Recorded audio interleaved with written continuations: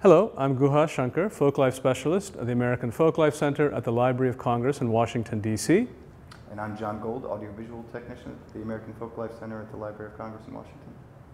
Great. And what we're going to do today for the next little bit is to talk to you briefly about equipment setup, basic installation and preparation to go out into the field to do a field recording using digital audio recorders. The first thing that I would mention to you is you want to research the particular topic that you're going to be interviewing your collaborator in the field with. The second thing you want to do, these are all broad guidelines, you want to find an optimal recording location. By optimal recording location, we mean someplace which is quiet, free of any extraneous noises from the outside world.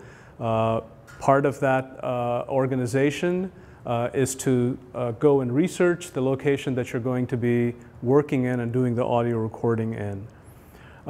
Prior to the interview, what you will also want to do is to have contacted your research collaborator, let them know the purpose of the recording, represented yourself as a member of an institution or community organization, and be very explicit about the purpose for which you're making the audio recording.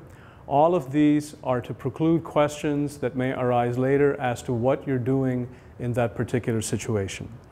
When you get to the recording site, look for a quiet place, as I mentioned.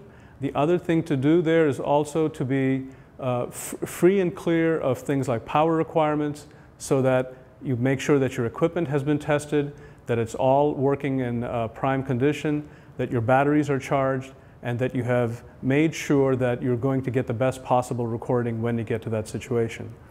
We recommend that at the head of every recording that you state the name of the interviewer, your own role in the interview process, the date, and other information as necessary, say along the lines of who, what, where, when, why, and so on.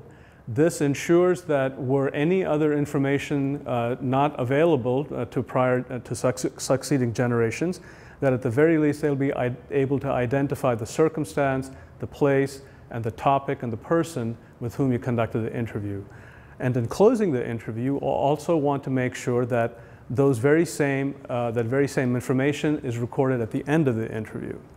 And those are the basic guidelines that we would suggest in terms of getting prepared for the interview.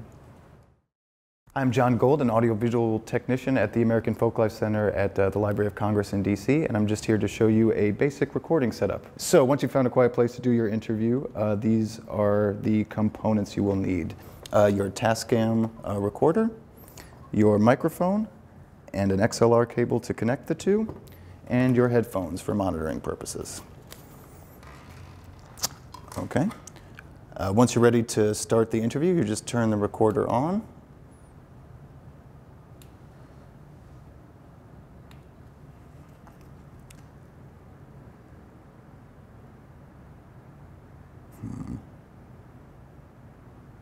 And there's a couple settings you're going to have to check before you actually start the recording. The first one will be the record setting. So you go into Menu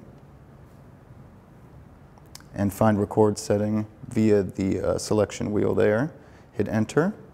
And you just want to make sure your format is a 24-bit wave and your sample size is 96 kilohertz.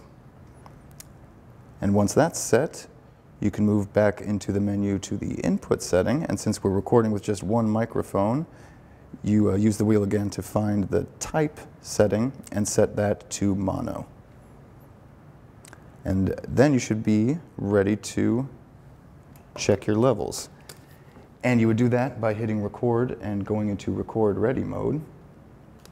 And at that point you can see, if your microphone is connected, that you're getting some levels, and then the best thing to do would be to monitor it on your headphones and to see what it actually sounds like. And yeah, again, this is assuming optimal placement in a quiet room and everything like that. And once you're ready to go, just hit record again and you'll start recording.